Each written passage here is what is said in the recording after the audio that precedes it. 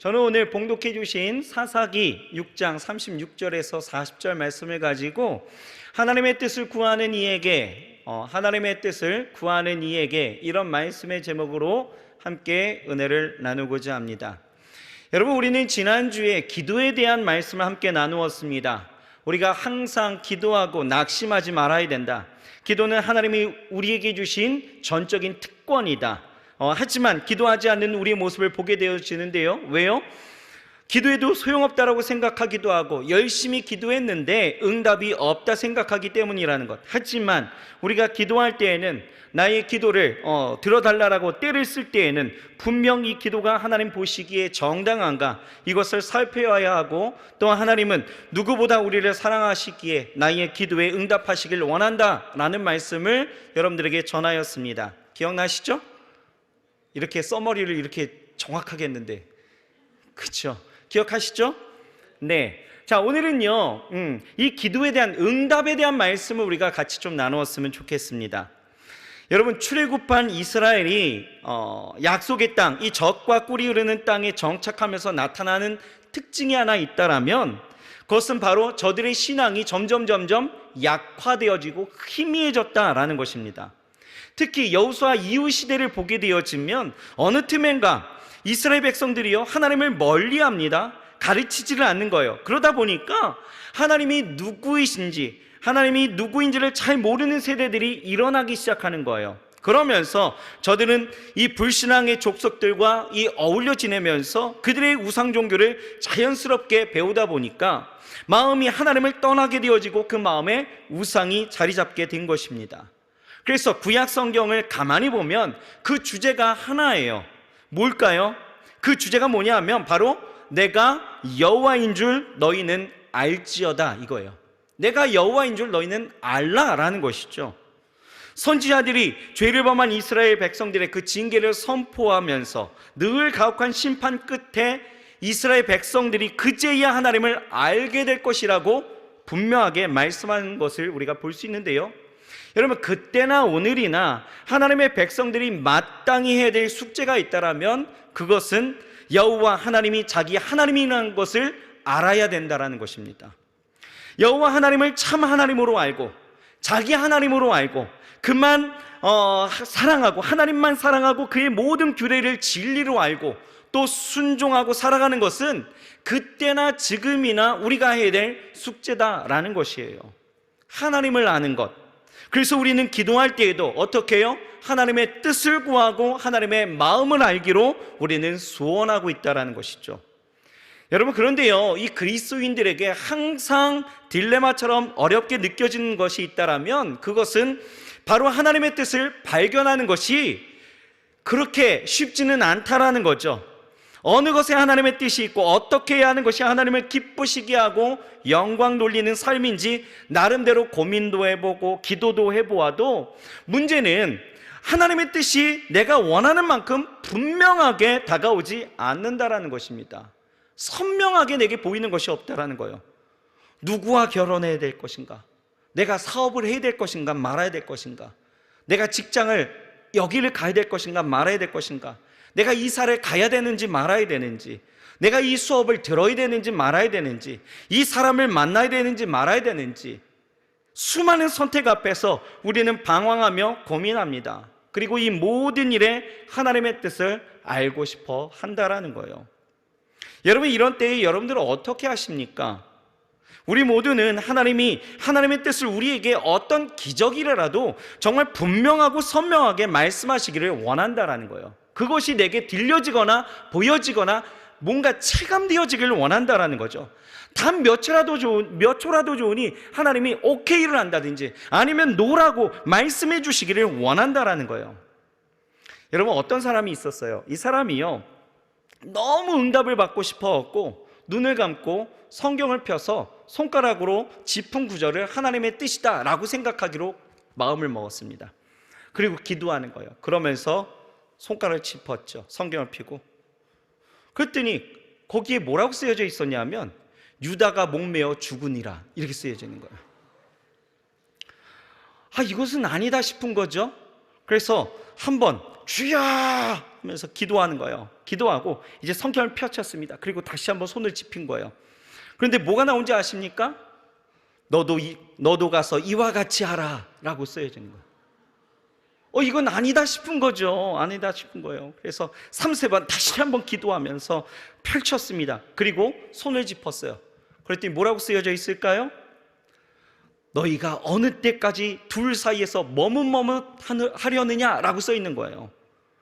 여러분, 우리는요 어떤 기적 속에 선명하고 구체적인 응답이 우리에게도 일어나기를 희망합니다. 그런 소망이 우리 가운데 다 있다라는 거예요. 오늘 본문을 보세요. 오늘 본문을 보면 우리와 같은 그런 마음으로 정말 하나님 앞에 응답받기를 원했던 이 한 사람이 나옵니다. 누구냐? 바로 기드온이에요. 이 기드온의 내용을 여러분들은 잘 아시지만 우리가 잠시 살펴본다면, 여러분 이때가 어느 때입니까? 사사시대이죠. 사사시대. 여러분, 사사시대가 재미있는 것은요, 아니 어쩌면 안타까운 것이 정확한 패턴이 있다라는 거예요.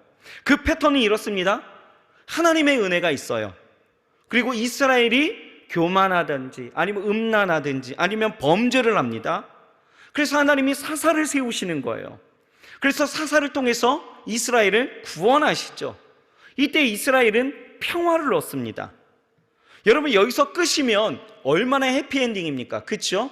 평화잖아요, 평화. 그런데 문제는 뭐예요? 이것이 계속 반복되는 거예요. 반복되는 거. 하나님의 은혜가 이스라엘에게 있습니다.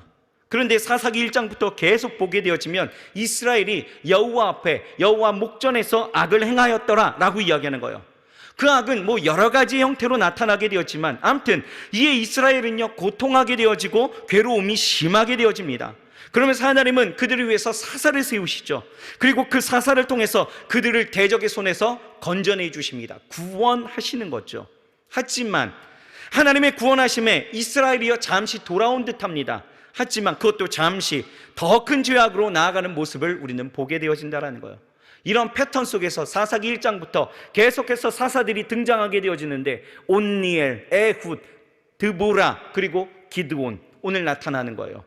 자, 이스라엘이요 또 여호와의 목전에서 악을 행하여서 하나님은요 그들을 미디안의 손에 붙이셨다라고 말씀하고 있어요. 그런데 이스라엘 백성들은요 이 미디안이 너무나 잔인했기 때문에 어떻게 했습니까? 산속으로 다 도망가 버리는 거예요. 나름의 그 안전지대로 다 도망가 버리며 그렇게 살았습니다.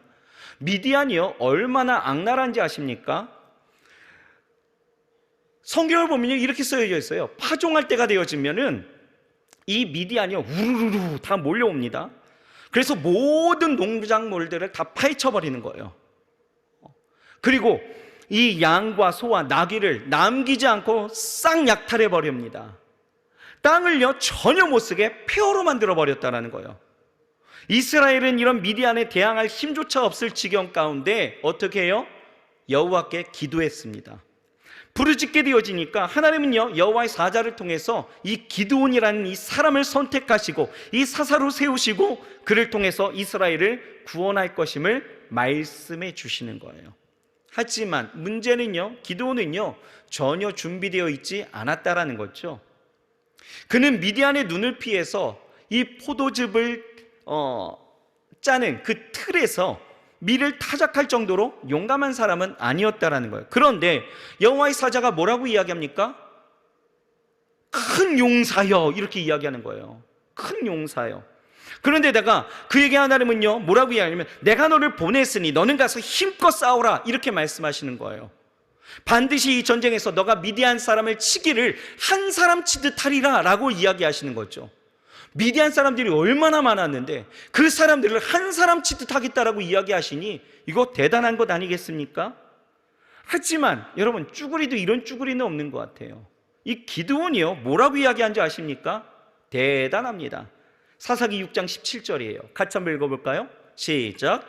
기드온이 그에게 대답하되 내가 주께 은혜를 얻었사오면 나와 말씀하신 이가 주 되시는 표징을 내게 보이소서. 지금 뭐합니까? 표징을 달라는 거예요. 내가 이것을 확실히 믿을 수 있도록 표징을 달라는 거예요. 그러면서 기드온이요 갑자기 뭐한지 아세요? 염소를 하나 준비를 합니다. 염소 새끼 하나를 준비하고 가루 한 에바를 준비하면서 무교 전병을 만들어요. 그리고 고기를 소쿠리에 담아갖고 그 양푼에 담아 이 여호와의 사자에게로 갔더니요, 이 여호와의 사자가 손에 잡은 그 지팡이 끝을 그 빵에다 대어지고 고기에 갖다 대어지니 여러분, 바위에서요 불이 나와서 그 고기와 빵을 다 불살라 버렸다라는 거죠. 이때 기드온은 깨달았습니다. 옳았구나, 내가 하나님을 배웠구나, 하나님이 나 같은 사람을 쓰신다는 것이 정말이었구나. 정말 압불싸한 거죠. 여호와의 사자는요, 이런 기드온에게 지시하시는 게 있었어요. 네 아버지의 7년 된 제일 좋은 숫소를 끌어다 놓은 다음에 네 아버지가 섬기는 그 바알과 아세라 신상을 다 찍어버리고 그 나무를 산꼭대기에 가지고 올라가서 거기에 제단을 쌓고 그 제물로 번제를 드리라는 거예요. 하지만 이 기드온은요, 이러한 하나님의 역사를 보았음에도 불구하고 또 쭈글쭈글거려요. 왜요? 여러분, 가족과 사람들이 무서워서요, 이 하나님의 명령 앞에 낮에 행하지를 못합니다. 밤에 행하는 거예요. 여기서 우리가 정말 제가 할 말이 참 많아요. 근데 시간상 빨리 넘어가야 돼요. 아무튼 사람들이 난리가 난 거죠. 누가 이런 짓을 했냐라는 거예요. 조사하면 다 나와, 이런 거죠. 누굽니까? 누가 그랬어요? 기드온이 있죠. 사람들은 기드온을 어떻게 합니까? 잡아 죽이려 합니다. 이때에 그의 아버지가 참 멋있어요. 사람들에게 이야기합니다. 뭐라고 이야기하냐면, 바알이 신이면 바알이 직접 싸울 것 아니냐라는 거예요. 이게 당신들이 나가서 할 일이 아니다라는 거죠. 도대체 누가 신이냐라는 거예요. 바알이 진짜 신이면 그가 직접 싸울 것 아니냐라고 힘주어 이야기를 합니다. 그러면서 사람들은 그 모든 그 마음의 분함을 내려놓게 되어지죠. 이때에 이 사람들이 기드온을 뭐라고 이야기하느냐, 그에게 별명 하나 지어줍니다. 그게 바로 여룻바알이에요. 이 일로 하나님은요, 기드온을 통해서 구원하실 정말 하나님의 계획을 완성하셨습니다. 왜 그런지 아세요? 이 일을 통해서 성령으로 감동된 이 기드온을 따르기 시작하는 사람들이 많아졌다라는 거예요. 여러분, 미디안을 어떻게 혼자 이기겠어요? 그렇죠? 누군가를 따라야 되는 거 아니겠어요? 그런데 생각해 보세요. 이 기드온이 쭈글쭈글했던 사람들 아니었습니까? 그런데 이 사람을 누가 따르겠어요? 하지만 이러한 사건을 통하여서 하나님은 이러한 계기를 만드셨다는 거예요. 모든 이스라엘 여기저기에서 사람들이, 미디안을 대항할 사람들이 모이기 시작했다는 거예요. 그런데요, 문제는 지금부터예요. 지금부터. 오늘 본문을 보면 이런 하나님의 움직임에도, 하나님의 표징 가운데서도 기드온이 뭘 했습니까? 하나님 앞에 다시 한번 증명, 그 표징을 구하면서 응답을 요구했다라는 거예요. 이것이 바로 오늘 우리가 함께 읽은 소위 양털 사건입니다. 짜잔, 양털 사건이에요. 그런데요, 우리가 이 구절을 읽어봐서 알겠지만, 여러분, 우리는 이 구절을 볼 때마다 모두들 희한하게도요, 이 기드온을 부러워합니다. 와, 하나님이 나에게도 이렇게 뜻을 계시해 주시면 얼마나 좋을까. 명확하게 이렇게 자연의 현상을 막 기적처럼 이뤄가면서 내게 보이실 그 응답의 역사를 내가 이렇게 하신다면 얼마나 좋을까, 뭐 이렇게 생각을 해요. 그러나 여러분, 과연 본문에 나온 이 기드온의 행동이 여러분 본받을 만한 일일까요? 그의 행동이 옳은 것이었습니까? 본문은요, 기드온의 행동을 칭찬하고 있지 않습니다. 하나님은요, 지금도 당신의 뜻을 확정하기 위해서 우리에게 이런 기적을 사용하기를 원하실까? 아니다라는 거죠. 오늘날 우리가 이와 같이 하나님의 뜻을 찾기 위해서 기드온이 구한 대로 우리가 구한다라면 여러분, 이것은 조금 어려운 일이 되어질 수 있다라는 거예요. 많은 그리스도인들은 기드온의 양털 기적이 하나님의 뜻을 찾는 좋은 방법이라고 생각해요. 어떤 조건을 충족하면 하나님의 뜻이라고 내가 그렇게 알겠노라라고 그런 식으로 하나님의 뜻을 분별하라는 그러한 이상한 시도를 하고 있다라는 것이죠. 예를 들면 이런 거예요. 이런 거죠. 하나님, 집을 팔려고 합니다. 같은 사람이 3번 이상 문의해 오면 그 사람에게 팔라라는 것이 하나님의 뜻인 줄 믿겠습니다. 무슨 이상한 그런 논리로 자기가 그것을 가져오는 거예요. 또 어떤 자매가, 예전에 그런 자매 하나 있었어요. 누군지 이야기를 하지 않겠지만 결혼 상대를 고를 때에 이렇게 고르더라고요. 누구든지 간에 저한테 첫 번째 프로포즈를 한 사람에게 저는 시집을 가겠습니다. 이상한 거죠. 이게 하나님의 뜻이래요. 여러분, 우리는 이런 식의 기도를 하고 있는지 몰라요. 여러분, 성경을 보면 요나가 그랬습니다. 요나가 하나님은 분명 이 요나에게 말씀하신 게 있었어요. 뭡니까? 니느웨, 큰 성 니느웨로 가서 하나님의 그 멸망을 선포하라는 것이었죠. 그런데 요나는요, 그게 싫어요. 그게 싫습니다. 가기 싫어요. 멀어서요? 아니요. 그 니느웨는, 이 아수르 땅에 있는 이 니느웨는 이스라엘의 원수 나라이기 때문에 혹여 내가 저들에게 그렇게 선포했을 때 저들이 회개하고 돌아오는 날이라면 이거는 굉장히 억울한 일이 되어질 수 있다는 거예요. 왜 하나님이 저들을 살려주실까? 이게 억울한 일이 될 수 있다는 거예요. 동족의 그 원수에게. 그래서 나는 가기 싫다라는 거죠. 그래서 이 요나가 어떻게 해요? 니느웨 정반대로 갑니다. 이스라엘의 지도를 보면 니느웨가 여기 있다라면 정반대, 이 해변 끝, 이 욥바로 가게 되어지는 거예요. 이 욥바로 가서 배를 타고 어디론가 떠나려고 하는 거죠. 그런데 묘한 일이 하나 있었습니다. 성경을 보면 요나서 1장 3절이에요. 여러분들 이 빨간 줄을 여러분 잘 보셔야 돼요. 자, 요나서 1장 3절 시작. 그러나 요나가 여호와의 낯을 피하려고 일어나 다시스로 도망하려 하여 욥바로 내려갔더니 마침 다시스로 가는 배를 만난지라. 여호와의 낯을 피하여 함께 다시스로 가려고 선가를 주고 배에 올랐더라. 여러분, 빨간 줄에 뭐라고 쓰여져 있어요? 마침 다시스로 가는 배를 만난지라. 마침 다시스로 가는 배가 있었다라는 거죠. 요나는 그렇게 생각한 거예요. 어쩜 이렇게 딱 맞게 마침 내가 다시스로 가려고 했는데 다시스로 가는 배가 거기에 있는 거예요. 분명 이건 하나님이 준비하신 거야 라고 생각한 거죠. 여러분, 착각 아닙니까? 착각이잖아요. 결국 이 요나가 어떻게 됐습니까? 물고기 배에 들어가게 되어지죠. 3일이 지나서야 다시 육지에 퇴하고 배 터지는 거예요. 그리고 어떻게 합니까? 니느웨로 갔다라는 거예요. 여러분, 본문을 자세히 들여다보면 또 이 요나 사건만 보더라도 이런 응답을 찾는다라는 것, 몇 가지 문제점이 있다라는 거죠. 문제점이 있습니다. 여러분, 먼저 기드온은요, 하나님의 뜻을 명확하게 알고 있었다라는 것에 여러분 우리는 주목해야 합니다. 오늘 본문 36절을 우리가 같이 한번 읽어보실까요? 36절.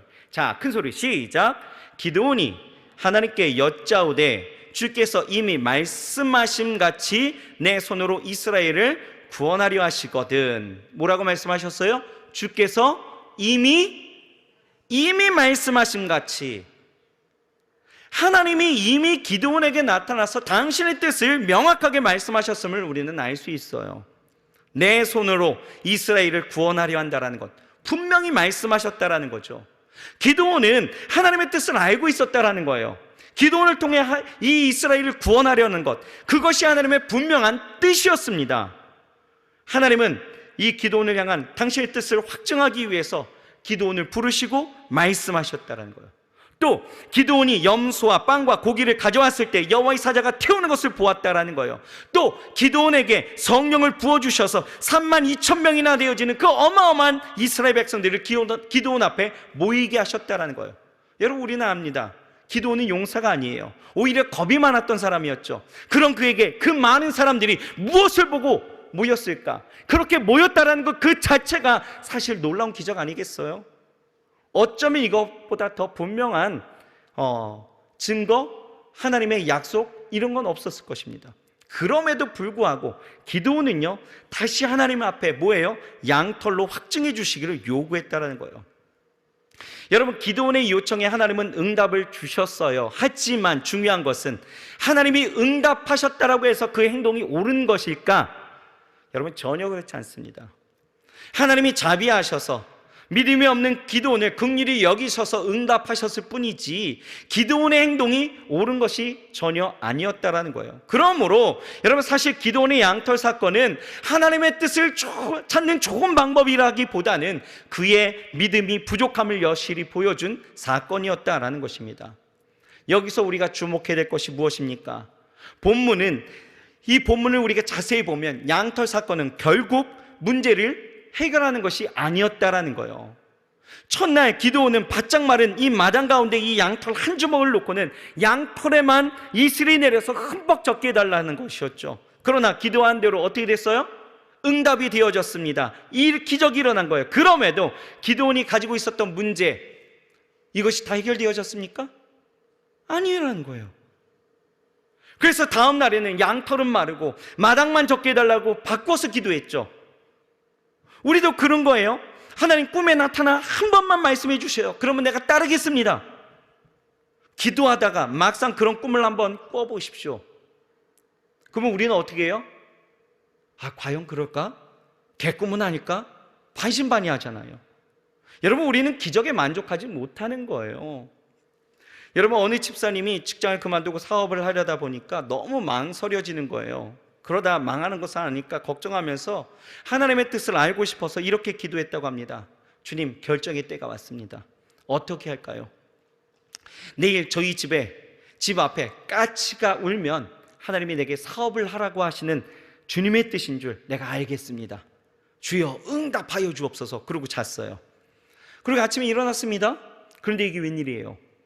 바로 창문 앞에서 까치가 울기 시작하는 거예요. 까치가 어떻게 울죠? 저도 모르겠어요. 여튼 울기 시작하는 거예요. 그러니까 집사람이 어떻게 합니까? 이게 하나님의 응답이구나. 매우 기뻤습니다. 그런데 그 기쁨이 계속되어질까요? 아니에요. 잠시뿐이었습니다. 마음속에 이런 생각이 들기 시작하더라는 거예요. 이게 우연히 까치가 운 것은 아닐까? 의심되기 시작했다는 거죠. 여러분, 이것이 바로 기적의 한계라는 거예요. 하나님은 우리가 양털의 기적을 통해서 하나님의 뜻을 확인하기를 원하지 않으십니다. 그러면 어떻게 우리가 하나님의 뜻을 확인할 수 있을까라는 것을 우리가 본다라면, 여러분, 먼저 하나님의 뜻을 알기 위해서는 여러분 하나님의 뜻에 대한 분명한 지식이 우리 가운데 있어야 된다라는 거예요. 여러분, 하나님의 뜻에는요 두 가지가 있습니다. 하나는요 바로 본질적인 뜻이 하나 있고요, 두 번째는 부차적인 뜻이 하나 있는 거예요. 본질적인 뜻이 무엇입니까? 하나님이 우리에게 가장 원하시는 거예요. 감사하게도요, 성경에는 우리를 향한 그 하나님의 뜻이 분명하고 그리고 명확하게 나타나 있다는 거죠.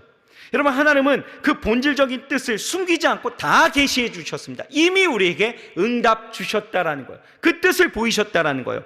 그 가운데 몇 가지만 여러분들에게 이야기한다면 이런 거죠. 데살로니가전서 5장 16절에서 18절의 말씀 보면 이렇게 나와 있죠. 같이 한번 읽어볼까요? 항상 기뻐하라, 쉬지 말고 기도하라, 범사에 감사하라. 이는 그리스도 예수 안에서 너희를 향하신 하나님의 뜻이니라. 여러분, 하나님의 뜻이 무엇인지 아시겠어요? 아시겠습니까? 이미 나와 있는 거예요. 명확하지 않습니까? 항상 기뻐하는 것, 쉬지 말고 기도하는 것, 모든 일에 감사하는 것, 이것이 우리를 향한 하나님의 본질적인 뜻이라는 거예요. 또 있어요. 여러분, 데살로니가전서 4장 3절입니다. 같이 한번 읽읍시다. 시작. 하나님의 뜻은 이것이니 너희의 거룩함이니라.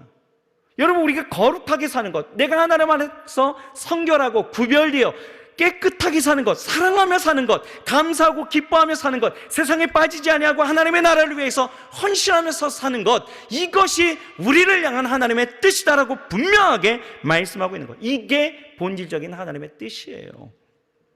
그 밖에도 성경을 보면 우리를 향한 하나님의 그 본질적인 뜻이요 매우 정확하게 우리에게 말씀하고 있다라는 거예요. 이 본질적인 뜻은요 우리의 삶을 모두 차지하고 있다는 거예요.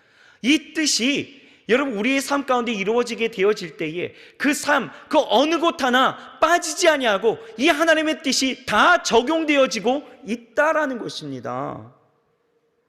물론 그렇다고 해서 우리가 부차적인 것을 우리가 포기해서는 포기하라 이런 건 아니에요. 여러분, 부차적인 하나님의 뜻도 있습니다. 뭐 예를 들면 그런 거죠. 누구와 결혼을 할지, 어떤 직장을 갈지, 어떤 학교를 갈지, 집을 사야 될지 말아야 될지, 차를 무엇으로 사야 될지, 뭐 이런 것들 모두 부차적인 하나님의 뜻이에요. 여러분, 먼저 말해야 될 것은 이 부차적인 뜻은요 어떻게 결정되든지 사실 그다지 중요하지 않다라는 것입니다. 중요한 것은 하나님은 우리의 운명보다 더 중요하게 여기시는 게 있어요. 이런 부차적인 것보다 우리에게 더 중요하게 요구하고 계시는 것이 있어요. 그게 무엇일까요? 우리 안에 하나님은 성품을 더 관심 있게 보신다라는 거예요. 우리는 늘 부차적인 삶의 문제에 매달려서 필사적으로 하나님의 뜻을 구하지만 여러분, 사실요, 하나님은 이런 것보다 본질적인 것과 또 우리의 성품에 더 많은 관심을 갖고 있으시다라는 거예요. 즉, 우리가 어떤 성품, 어떤 사람이 되느냐가 더 중요하다라는 것이죠. 그러므로 하나님의 뜻이 궁금하다라면 무엇을 할까 보다, 여러분, 우리는요 이렇게 결론을 내면 됩니다. 어떤 사람이 될까?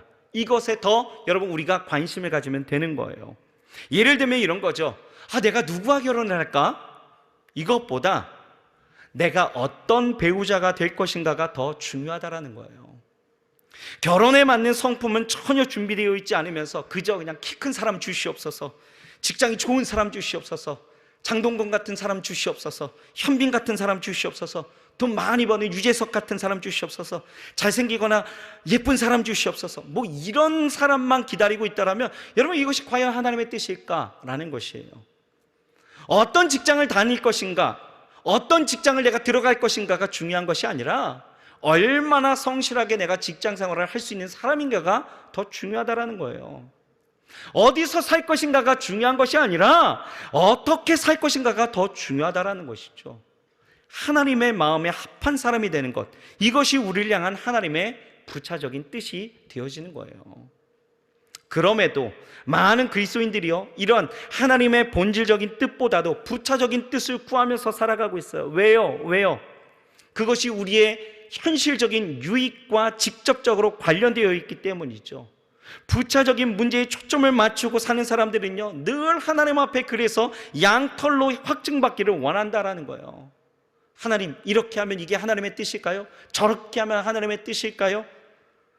하나님이 이런 사람 만나면 이게 하나님의 뜻인 줄 믿습니다. 저런 사람 만나면 이게 하나님의 뜻인 줄 믿습니다. 여러분, 하나님이 꿈에서 말씀해 주시거나 기적을 베푸시거나 확증을 보여주시기를 원하십니까? 그것도 안 되면 여러분, 어떤 자신보다도 어떤 영성이 또 신앙심이 좀 깊은 사람, 높은 사람의 어떤 허락이라도 받으면 여러분 그 마음에 시원함이 있으십니까? 여러분, 아니에요. 그 밑바닥에는 다 뭐가 있는 거예요?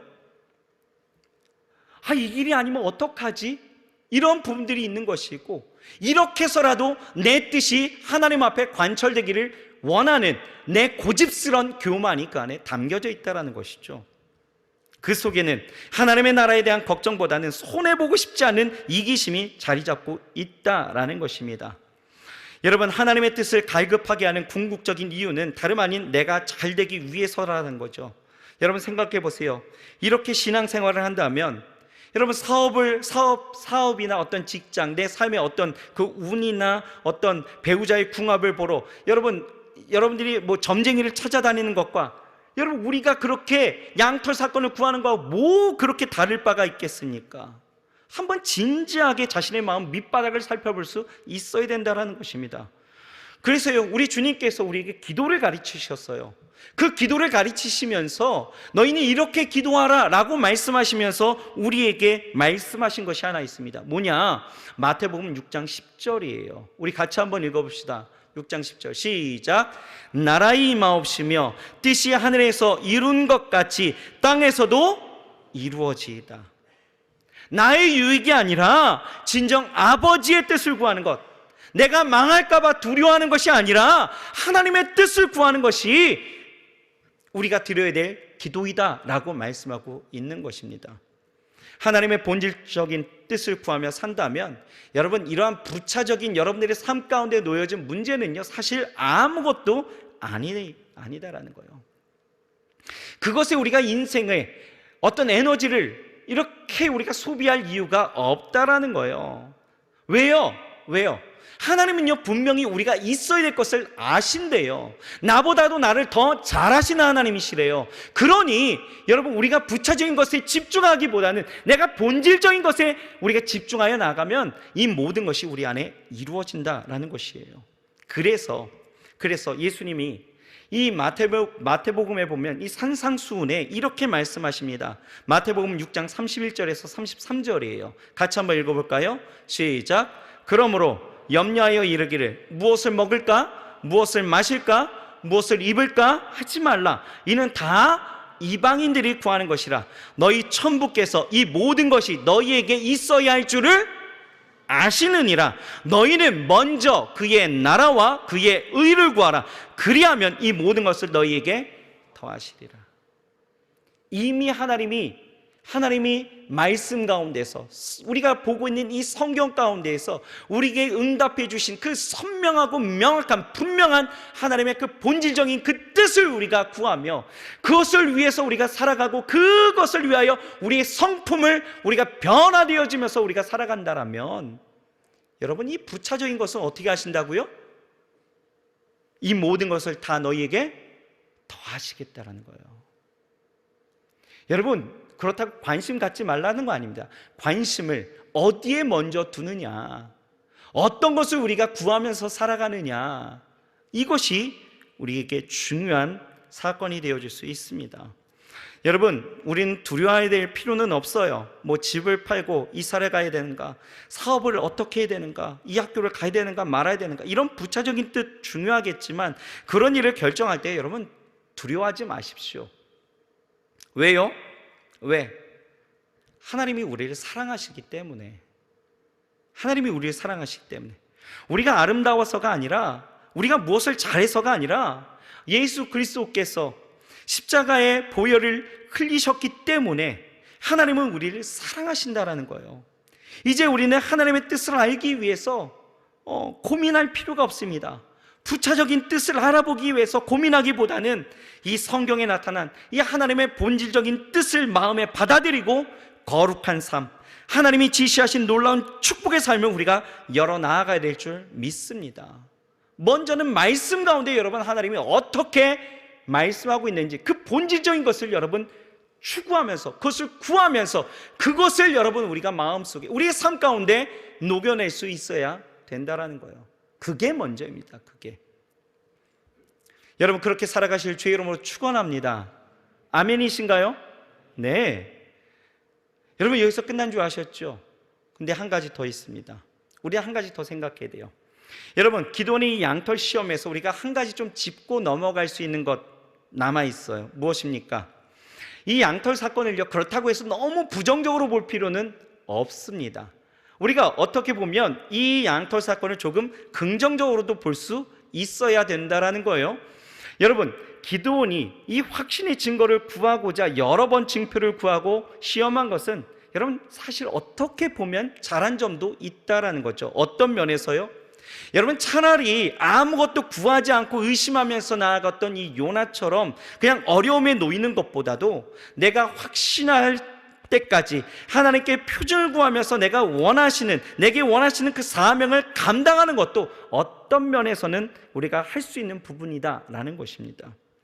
물론 여러분, 어린아이처럼 순수하게 하나님의 말씀을 믿고 하나님께서 일하심을 의지하면서 즉각적으로 순종하는 자가 되어지는 것, 여러분 이것이 굉장히 이상적인 그림이 되어질 수 있지만 아직 여러분들의 신앙이 그 정도가 아니라면 여러분 돌다리로 두드려보는 것, 돌다리도 두드리면서 가는 것처럼, 확신하면서 나아가는 것처럼 여러분 그렇게 확실하게 하나님 앞에 그 은혜를 구하고 하나님 앞에 그 뜻을 구하면서 살아가는 것, 여러분 어쩌면 이것이 우리가 경험할 수 있는 가장 최대의 기도의 응답이게 되어진 줄 믿습니다. 그러므로 여러분 어떤 면에 있든지, 여러분 어떤 삶에 있든지 무엇보다도 중요한 것은 무엇이냐? 그 말씀 가운데 있어서는 절대로 의심하지 말자라는 거예요. 그리고 하나님이 내게 말씀하셨다라는 것이 마음에 감동이 있다라면 여러분 즉각적으로 좀 순종하자라는 거죠. 여러분, 예수님의 그 어머니였던 그 마리아가 그 처녀의 몸에 아이가 잉태될 것이다라는 그 천사 가브리엘의 그 이야기를 듣게 되어졌을 때 이 마리아가 뭐라고 이야기합니까? 그 자리에서, 그 이야기를 듣는 그 자리 가운데에서 주의 여종이오니 말씀대로 내게 이루어질지이다, 이렇게 고백하는 거예요. 즉각적인 순종이 그 안에 있었다라는 거죠. 그랬더니 하나님은 이 여인을 어떻게 축복하십니까? 여자 중에 만세 복을 받은 여자로 일컬어지게 되어졌더라 라고 말씀하고 있는 거예요. 그러니까 이보다 큰 복을 받은 사람이 없다라는 거예요. 여러분, 우리가 하나님의 말씀에 어떠한 의심하고 시험하기보다는 여러분 믿고 즉각적으로 순종하는 것이 더 귀한 일이에요. 그리고 내게 주신 이 본질적인 하나님의 뜻이 내 삶 가운데 구현되어질 수 있도록 날마다 하나님 안에서 그 말씀이 내게 무엇을 말씀하고 있는지를 우리가 바라보면서 그 말씀 가운데 살아가는 삶, 그 말씀이 내 삶 가운데 녹여지는 그 삶이 중요하다라는 것이죠. 어떤 하나님이 내게 음성으로 너 이렇게 해라, 너 저렇게 해라, 이번 주 로또 번호는 3, 9, 10, 12, 15, 27 기억하니? 다시는 말 안 한다, 뭐 이렇게 얘기하지 않는다라는 거예요. 말씀 가운데 감동 주시고 또 그 말씀이 내게 주의 성령으로 깨닫게 하시면 여러분 그것이 내게 주시는 응답인 줄 믿고 그것이 하나님의 본질적인 내 삶의 뜻인 줄 믿고 그 삶을 여러분 살아낼 수 있기를 주의 이름으로 축복합니다. 당장 급한 것은요, 여러분들이 취직하고 여러분들이 결혼하고 누구를 만나고 뭐하고가 아니에요. 정말 여러분들의 먼저 삶의 기본 베이직이 되어져야 될 것은 하나님의 말씀이 내 삶 가운데 구현되어질 수 있어야 된다는 거예요. 그러면 이 모든 것을 너희에게 더하시는 은혜를 여러분 경험하게 되어질 줄 믿습니다. 아멘이신가요? 여러분, 날마다 주시는 말씀, 오늘 또 이렇게 주시는 말씀이 있다라면 여러분 이 말씀에 좀 즉각적으로 순종할 수 있는 여러분 마음의 터전을 열어나가시길 주의 이름으로 축복합니다. 기도하시겠습니다. 하나님 감사합니다. 우리가 무엇을 구하며 어떻게 살아가는지 다시 한번 보게 하시니 감사합니다. 하나님, 기도한다 하지만 우리가 구하는 것은 늘 부차적인 그 하나님의 뜻만을 구하면서 하나님 우리 인생의 에너지를 소비하며 살아가고 있지는 않았습니까? 하나님이 정말 우리에게 말씀하시지 않아서가 아니라 우리에게 성경의 분명한 하나님의 진리를 그리고 하나님의 뜻을 말씀하셨음에도 불구하고 우리는 그것을 외면하고 내 삶에 직면한 현실의 피부에 와닿는 것만 우리가 구하면서 살아가지는 않았습니까?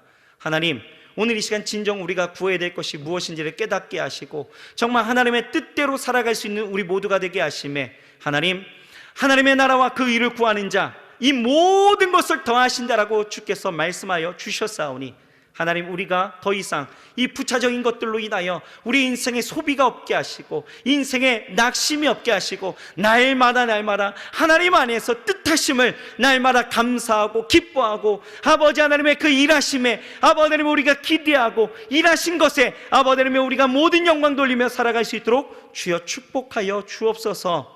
하나님, 주의 뜻이 우리의 삶 가운데 이루어지기 원하오니 주여 오늘 이 시간 우리가 구하게 하시고 하나님의 뜻 가운데 거하게 하시며 주신 말씀이 있다라면 즉각적으로 순종하며 살아갈 수 있도록 역사하여 주옵소서.